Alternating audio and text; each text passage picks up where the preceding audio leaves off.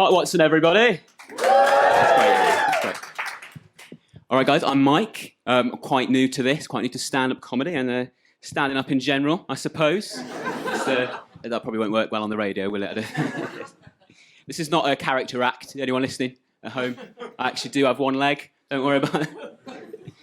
I'm a med student. I understand the irony of that. I get that. I'm aware of that. It does make things hard, you know, like patient trust kind of suffers a little bit, I think. They say, don't they, never trust a bald barber. Don't they? You heard that one? Yeah. Never trust a skinny chef. You heard that one, yeah? In the same way, I imagine, if you're going for like a new operation, yeah, and the surgeon walks in like this. All right, mate, we'll sort you out, we will. We'll get you walking in no time, don't worry about it. I had this one myself. New doctors, we get in trouble for shortening things sometimes. So junior doctors get in trouble for that. For example, physicians will often come and like introduce themselves to a patient. They'll be like, "Hi, I'm a physio." You're not really supposed to do that. Or like an obstetrician will come in and be like, "Hi, I'm an obsto." I don't really get this issue as a paediatrician. Apparently that's unprofessional. Scares the children. I've always wanted to be a doctor. I grew up in hospital myself because of my condition.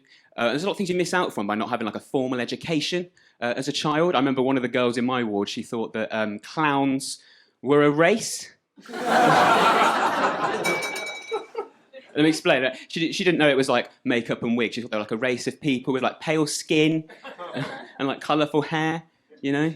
So when they had one like perform in the ward to like entertain us and everything, right? She was there just sort of like asking him a lot of questions about his heritage, trying to be open-minded, you know. She was eating cotton candy like it was a foreign delicacy. It's sweet of her, really. It's nice, isn't it? It's nice. She's just trying to be sweet. I remember all of us were laughing at her because he's a clown, you know. That's what you're supposed to do, isn't it? But it went a bit silent like this. It was a bit awkward. But she got a bit offended. She called me over. She's like, "Bed 32, come over here."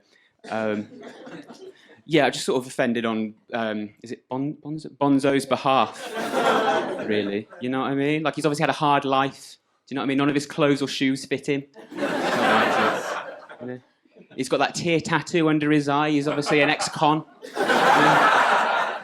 And I just think you, like, throwing custard pies in his face, do you know what I mean? And painting your face to match his, maybe isn't, you know, hate crime is a strong word, isn't it? Yeah, she's a bit mental, her. I don't know what she's doing now.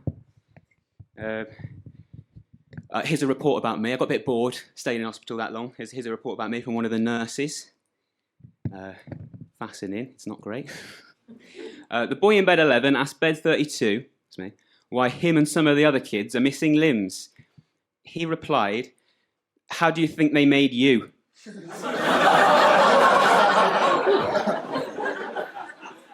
The next page just says, "He hasn't slept well this week. Can't imagine why."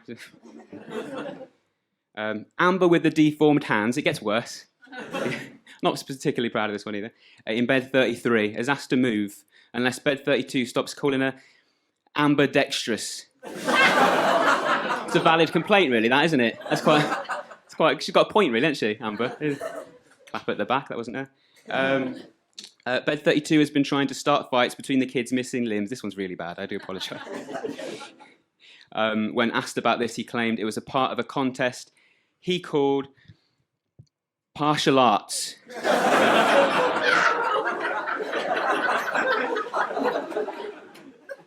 Not a character act, anyone listening at home?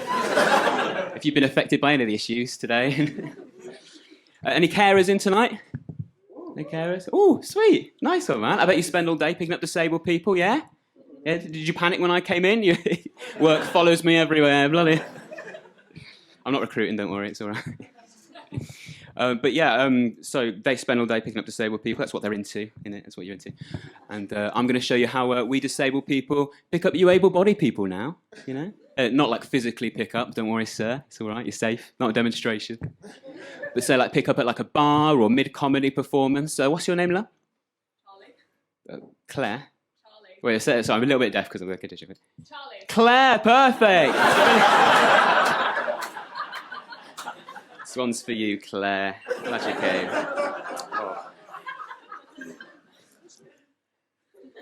Oh. night. You've been eyeing up my leg with a stare. You bad girl, my eyes are up there. You draw me closer and you whisper discreetly. Is that a blue badge in your pocket? You're just happy to see me. Ooh, why can't it be both, Claire? Not really cool, is it? I know you well before we even start talking. You have to queue to use the loo and you struggle parking. I love that. That's the 25% extra time joke that I was going to do. Yeah, it's good. It's pretty good, that. Good. If you're kinky, then you'll need less rope, because, do you get it? Let me explain. I've got like one leg, and then, did you get it? If you tie me up, it's fine. I'll explain later. It's all right. Doing it in the shower, we'll need less soap. Same premise. If you're a virgin, then a cripple's essential. Come on, don't you want your first time to be special?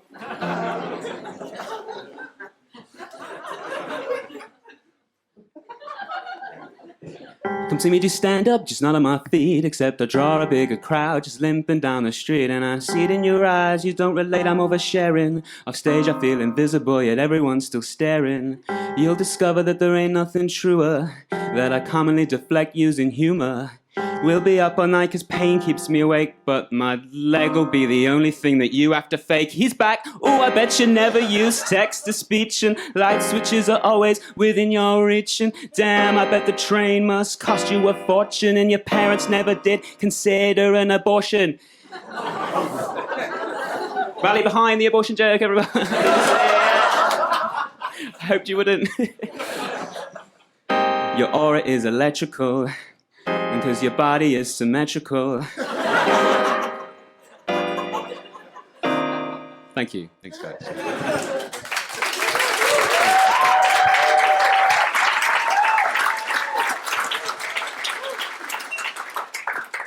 That's great, guys. I've been Michael McKenzie. Thanks.